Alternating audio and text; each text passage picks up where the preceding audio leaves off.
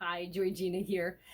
This week's article, well, what can I say? I was in the Olympic spirit and mind. I've been watching a lot of the Olympics recently, and I was really thinking what similarities I see between those athletes and a neurodiverse mindset. And I thought there were five key connections that I see between that athletic mindset, that Olympian mindset, and what I see amongst my neurodiverse community and people.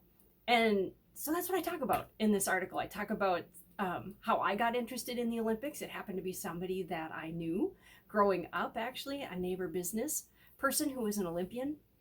And I talk about those five neurodiverse connections to that athletic mindset. And I talk about basically number one is that mindset.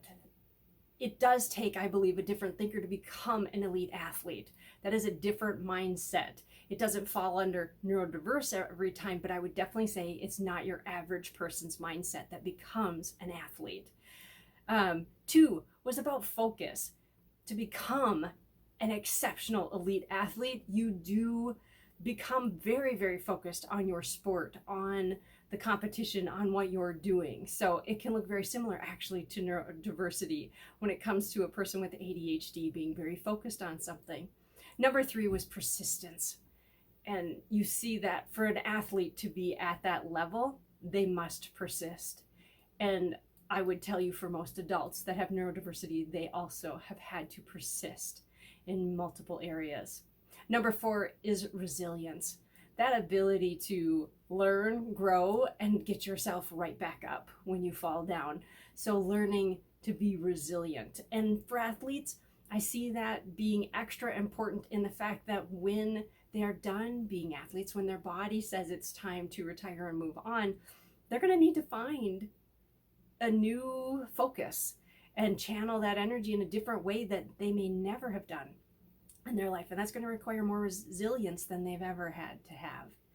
And then number five is strength.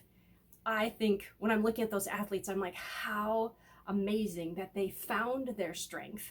They've been able to focus on that strength and look where it has brought them. And that is something I think is so important that a neurodiverse person understands. When we are working within our strengths, within our gifts, our talents, our best and strongest self, we can do incredible things. It has compounded return on investment. And I see that in the athletes when I'm watching that. So take some time, read a little more in depth in my article, and just remember, if you're neurodiverse, you might have more in common with those athletes than you think.